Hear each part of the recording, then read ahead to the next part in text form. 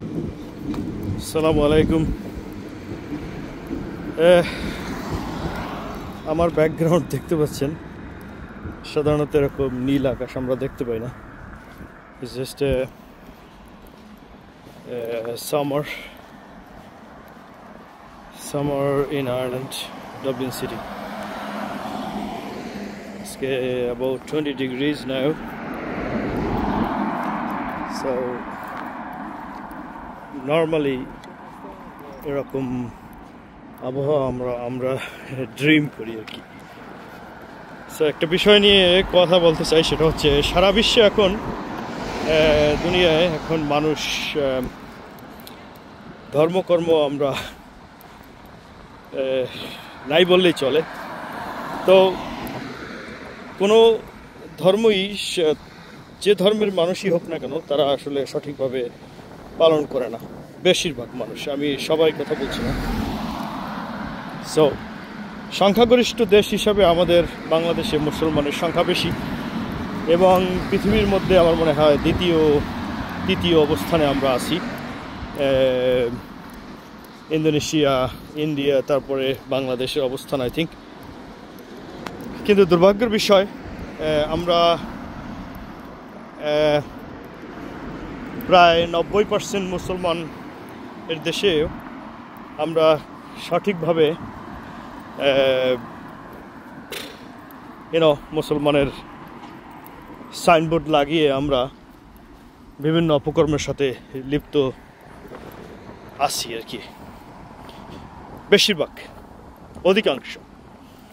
এবং এটা হচ্ছে আমার ওন ওপিনিয়ন। আবার কেউ বলবেন না যে কোনোখান থেকে সংগৃহীত করা। এটা আমার সম্পূর্ণ ব্যক্তিগত মতামত, এবং কারণ এই ভিডিওটা আমি ইউটিউবে আপলোড করব, সো ওখানে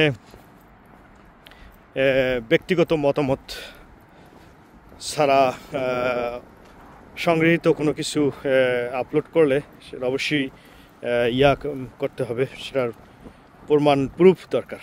সো যাই হোক, তো প্রথমেই ক্ষমা চেয়ে নিচ্ছি যারা এর সাথে মিলে যাবেন, আমার কথার সাথে মিলে যাবেন, তাদের কাছে আমি ক্ষমা চেয়ে নিচ্ছি। কারণ আমাদের চরিত্র এখন এত খারাপ হয়ে গেছে যে আমরা আসলে,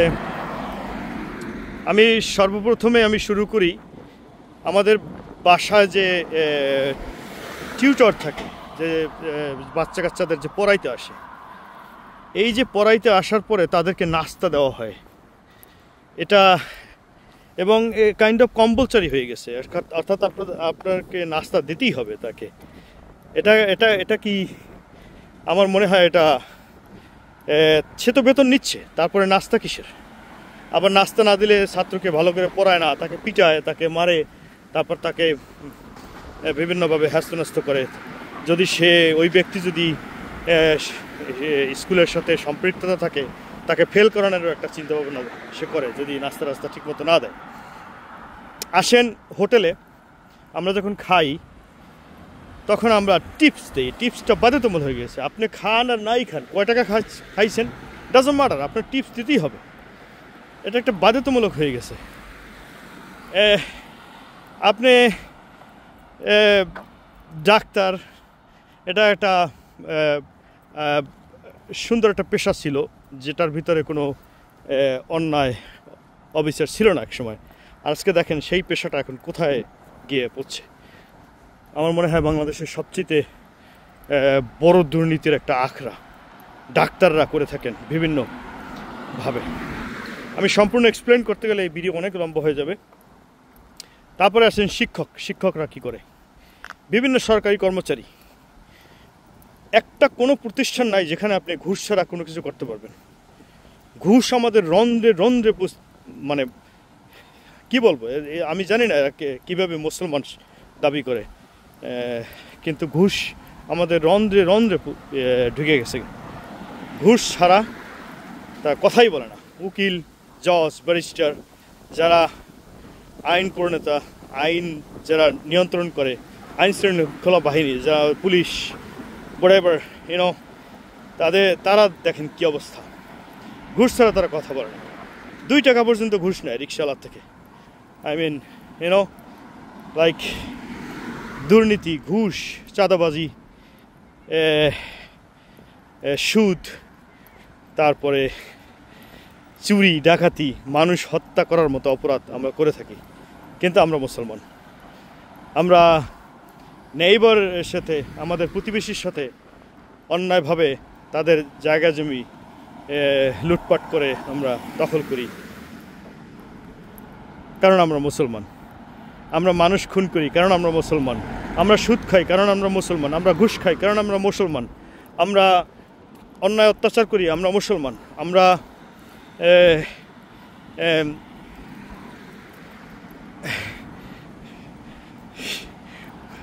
পরনিন্দা পরচর্চা করি, আমরা মুসলমান। আমরা পরকিয়া করি, আমরা মুসলমান।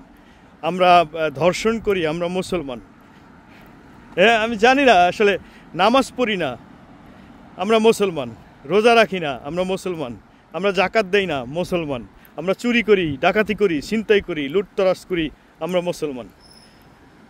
হ্যাঁ, আমি বাংলাদেশের তথাকথিত বাংলাদেশ, আমি বাংলাদেশের সন্তান, আমি বাংলাদেশের কথাই বলছি। সারা পৃথিবীতেই এটা হচ্ছে। যে কোনো ধর্মের মানুষই হোক না কেন, তারা বলে আমরা খ্রিস্টান, আমরা বৌদ্ধ, আমরা অমুক সমুক, হ্যাঁ হিন্দু, কিন্তু তারা প্রত্যেকেই এরকম অসাধু বিভিন্ন পাপাচার কাজের সাথে সম্পৃক্ত। কিন্তু তারা কোনো ধর্ম কি বলছে এই সমস্ত, কোনো ধর্মে কি এইগুলা ইয়া করে? No, nothing. সো এখন প্রথমেই কথাটা আমার বলা উচিত ছিল যে মানুষ এবং অন্যান্য প্রাণীর মধ্যে পার্থক্য কী। আমি যখন স্নাতক শ্রেণী অর্থাৎ ডিগ্রিতে যখন প্রথম ক্লাসে যাই, তখন ডক্টর কুদরতি খোদা নামে একটা লোক ছিল। উনি যুক্তিবিদ্যা, যেহেতু আমি দর্শনে অনার্স করছিলাম, তো প্রথম ক্লাসে উনি আর কি সেই তারপরে বলছিল যে তোমাদেরকে কাঁঠালের আমসত্ত্বা খাওয়াবো। তো জানি না কীভাবে কাঁঠাল দিয়ে আমসত্ত্বা খাওয়ায়। তারপরে পরিশেষে উনি বলছিল যে মানুষ এবং অন্যান্য প্রাণীর মধ্যে পার্থক্য কী। এক কথা কে বলতে পারে? কেউ বলতে পারে নাই। তো উনি বলে দিয়েছিল যে মানুষ এবং অন্যান্য প্রাণীর মধ্যে পার্থক্য হচ্ছে মানুষের মধ্যে জীববৃত্তি এবং বুদ্ধিবৃত্তি দুইটাই আছে, আর পশু পাখিদের মধ্যে, অন্যান্য প্রাণীর মধ্যে শুধু জীববৃত্তি আছে। ওকে একটা নির্দিষ্ট গণ্ডির ভিতরে, নির্দিষ্ট একটা সীমাবদ্ধতার ভিতরে সৃষ্টি করা হয়েছে। আর আমরা অনেক কিছু সৃষ্টি করতে পারি।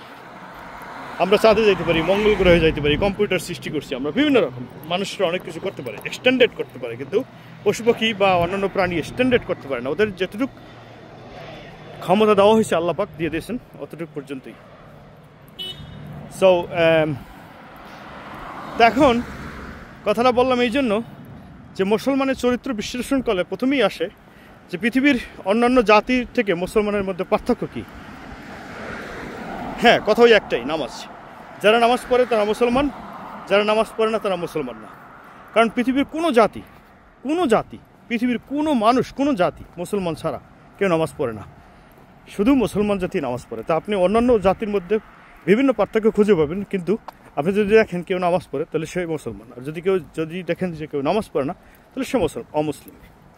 তো তারপরে আমরা দাবি করি আমরা 90% মুসলমান। বাংলাদেশে মাত্র 3% মানুষ নামাজ পড়ে, বাকি 87% মানুষ তারা বলে আমরাও মুসলমান। কিন্তু জানি না কিভাবে তারা বলে আমরা মুসলমান। তারপরে তো এর সাথে সুদ, ঘুষ, চাঁদাবাজি, দুর্নীতি, হত্যা, চুরি, ডাকাতি, বিভিন্ন রকমের কাজকর্ম জড়িত আছি। তো ধন্যবাদ সবাইকে। আমি আসলে এগুলো বলতে চাই না। দেশ রসতালে গেছে। দেশের অবস্থা দেখলে এখন মনে হয় যে মানুষ আর মানুষ নেই, মানুষের কায়া বদলাইছে, অর্থাৎ মানুষ থেকে অন্য কোনো নাম দেওয়া উচিত এদেরকে। আমার আইডিয়া নাই কি নাম দেওয়া যায়, তবে মানুষের যে চরিত্র থাকা দরকার, মুসলমান নাইলে বাদই দিলাম, কিন্তু মানুষের মধ্যে যে ন্যূনতম চরিত্র থাকা দরকার, আমার মনে হয় আমরা মনুষ্যত্ব হারিয়ে ফেলছি। তাই বাংলাদেশের মানুষের জন্য নতুন একটা নাম খুঁজতে হবে, যে এরা কি মানুষ নাকি মুসলমান নাকি অন্য কিছু। সরি আবার ধন্যবাদ সবাইকে, বাই বাই।